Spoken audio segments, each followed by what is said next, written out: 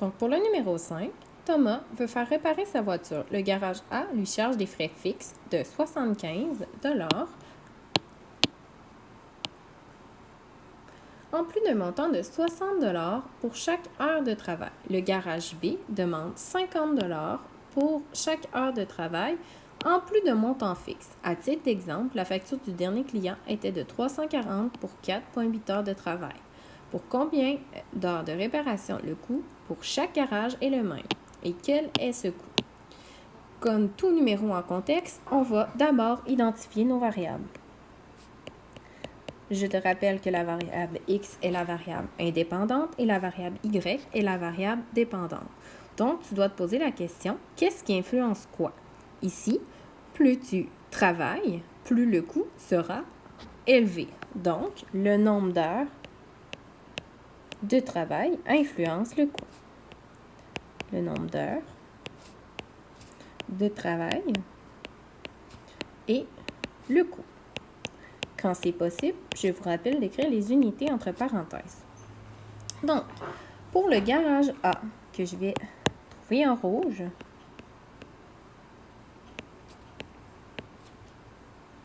on a des frais fixes de 75 $. Je te rappelle que la forme de la règle, c'est y égale à x plus b. B n'étant pas associé à une variable, c'est tout le temps ce qui ne variera pas dans le problème. Et dans le cas ici, c'est le 75 $. Donc, on aurait 60x plus 75, puisque c'est 60 $ pour chaque heure de travail. Donc, si tu travailles une heure, tu vas avoir un coût de 75 $ plus 60. Si tu travailles 2 heures, tu vas avoir un coût de 60 fois 2, puisque tu as travaillé 2 heures, plus 75.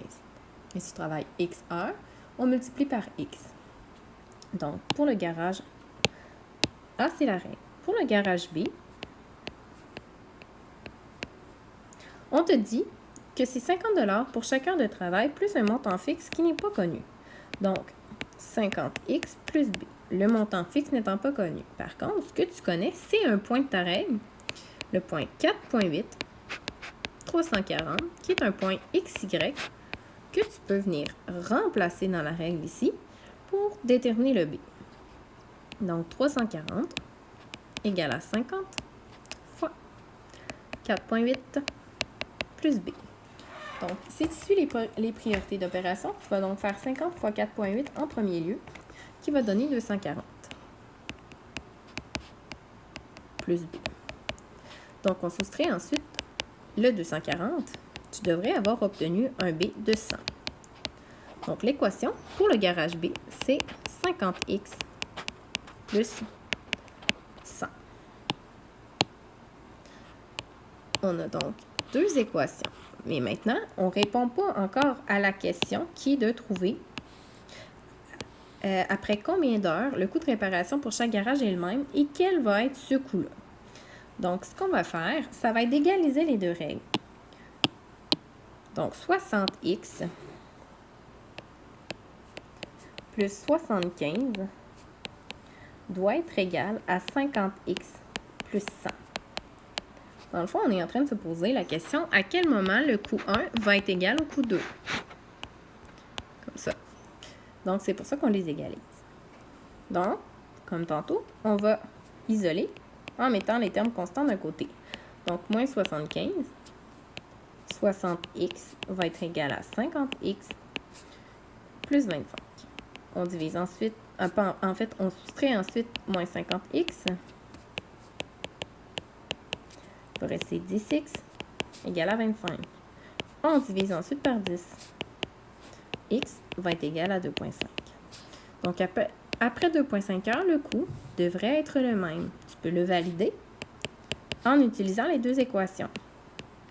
2,5 plus 75, je remplace x dans l'équation 1 et je remplace x dans l'équation 2. Tu devrais obtenir la même chose si tu as obtenu la bonne réponse. Donc ici, on obtient 225 et ici également.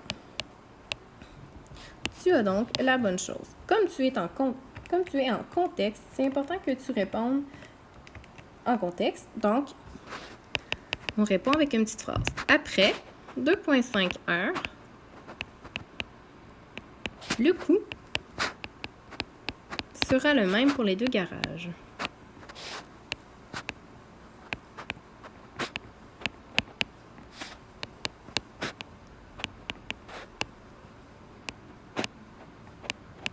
Ici, on est dans un contexte où on ne vous demandait pas à partir de quand un est avantageux par rapport à l'autre. Si ça avait été le cas, vous auriez pu vous aider en faisant un graphique. Mais comme ce n'est pas le cas présentement,